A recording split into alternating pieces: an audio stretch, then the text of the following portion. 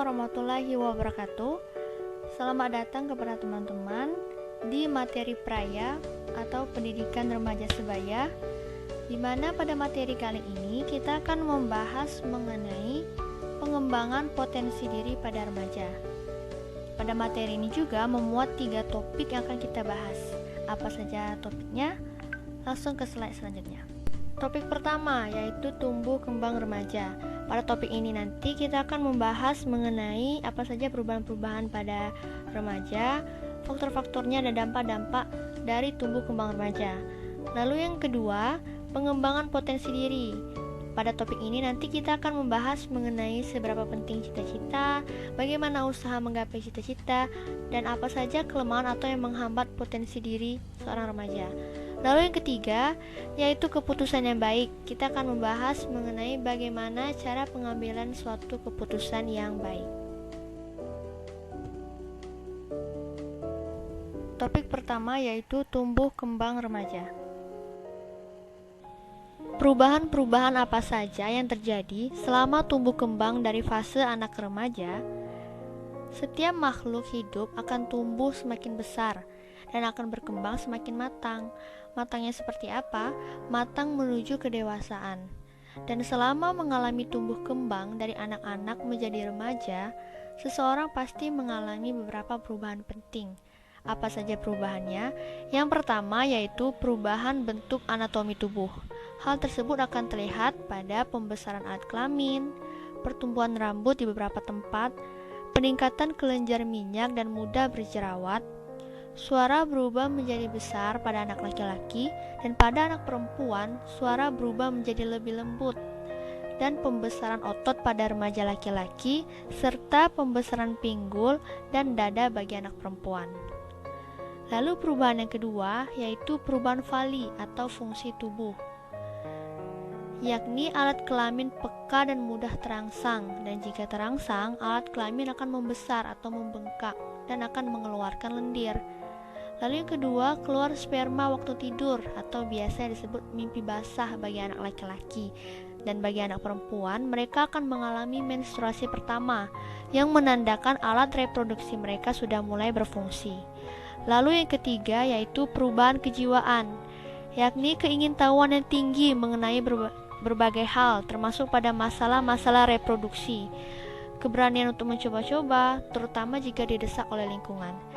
Dan pada anak laki-laki cenderung menyendiri dan melamun, dan bagi anak perempuan mereka akan cenderung mengumpul, suka ngerumpi ataupun menggosip. Berikutnya, faktor apa saja yang mempengaruhi tumbuh kembang remaja? Nah, tumbuh kembang remaja ini dipengaruhi oleh 2 faktor, yakni faktor internal atau bawaan, dan yang kedua faktor eksternal. Faktor eksternal ini mencakup 3. Yang pertama itu kesehatan, yang kedua gizi, dan yang ketiga lingkungan keluarga, lingkungan teman sebaya, serta sekolah. Dampak positif dan negatif yang menyertai tumbuh kembang remaja. Dampak positifnya, yang pertama ia akan merasa senang.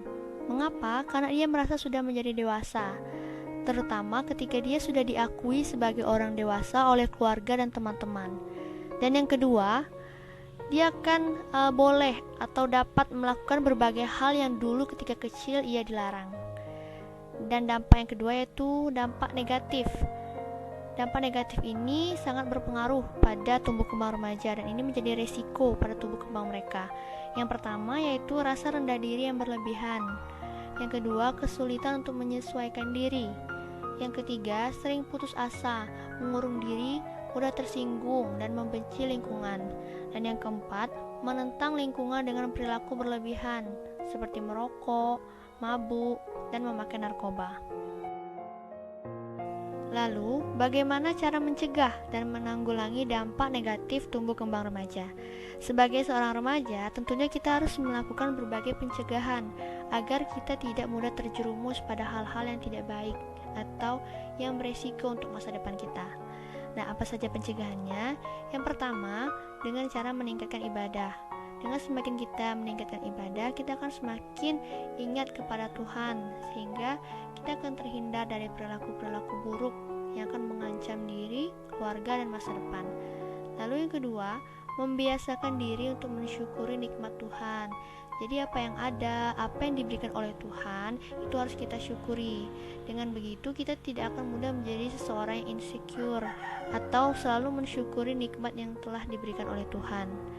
Lalu yang ketiga, mencari segi-segi positif pada diri masing-masing, yakni seperti melakukan hal-hal yang positif, melaksanakan hobi atau hal lain sebagainya. Lalu yang keempat, berusaha memetik pelajaran dari para remaja yang telah terjerumus dalam perilaku beresiko. Nah, jadi jika kita melihat teman yang memiliki perilaku yang buruk atau terjerumus dalam narkoba, itu jadikan pelajaran untuk kita untuk tidak mengikuti. Lalu yang berikutnya, bagaimana penanggulangan? Nah, untuk penanggulangan ini yang pertama yaitu menekan rasa negatif secara berkelompok. Yang kedua, berbagi cerita dan kesulitan bersama sahabat karib. Dan yang ketiga, menyalurkan potensi diri ke hal-hal yang positif seperti ibadah, kegiatan sosial, olahraga, dan kesenian. Masuk ke topik kedua, yakni pengembangan potensi diri.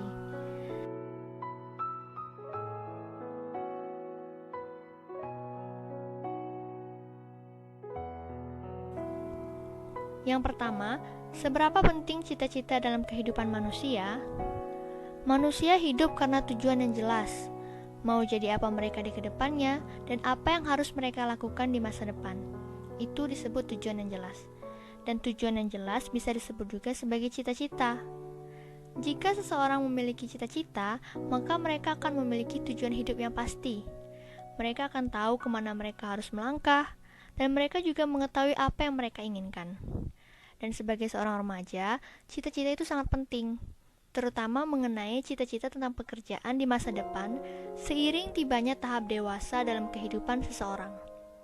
Cita-cita bisa apa saja, bisa berubah, bisa berganti. Dan semakin terperinci cita-cita seseorang, akan makin jelas dan mudah untuk mewujudkannya. Dan semakin matang usia seseorang atau makin mendekati kedewasaan, hendaknya cita-cita yang ingin digapai semakin mantap. Lalu yang kedua, bagaimana usaha kita dalam menggapai cita-cita? Semua manusia sebagai ciptaan Tuhan yang paling sempurna pasti memiliki kelebihan. Dan kelebihan tiap-tiap orang seringkali disebut sebagai potensi diri. Dan kadang-kadang potensi diri ini juga disebut sebagai fitrah, yaitu nilai-nilai yang baik yang dianugerahkan Tuhan kepada manusia. Kelebihan atau potensi diri ini dapat dipelihara, diperkuat, dan dikembangkan untuk mendukung pencapaian cita-cita seseorang. Dan yang harus dilakukan adalah mengenal dengan baik dan benar potensi diri masing-masing. Lalu setidaknya setiap orang memelihara dan mengembangkan potensi diri agar bisa mewujudkan cita-cita dengan baik. Dengan kata lain, kemampuan diri tersebut dipelihara dan dikembangkan untuk mencapai fitrah masing-masing. Lalu yang berikutnya, bagaimana memahami kelemahan diri agar tidak menghambat pengembangan potensi diri. Di samping potensi diri, semua orang juga memiliki kelemahan. Dan jika dibiarkan, kekurangan ini bisa mengganggu potensi diri dan tentu saja menghalangi tercapainya cita-cita. Yang harus dilakukan setiap orang adalah mengenal dengan baik dan jujur terhadap kelemahan masing-masing untuk kemudian ditekan agar tidak muncul dan tidak mengganggu pencapaian cita-cita. Ada dua hal mendasar yang bisa menghancurkan cita-cita seorang remaja. Yang pertama adalah hal-hal yang disebabkan oleh ulah remaja itu sendiri. Semisal hamil di luar nikah, cacat, kecelakaan, atau terkena penyakit mematikan seperti AIDS, dan tentu saja meninggal dunia. Dan yang kedua adalah pengaruh dari luar seperti perang, bencana alam, masalah keluarga, dan kesulitan ekonomi.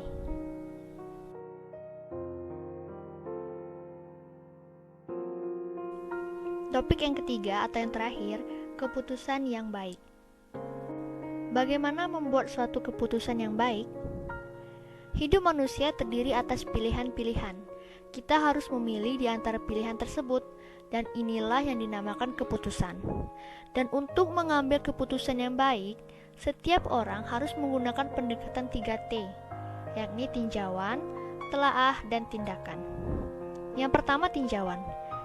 yakni mempelajari masalah atau persoalan ataupun kebutuhan yang mendesak dengan sebaik-baiknya dan kemudian menyusun daftar pilihan-pilihan yang tersedia.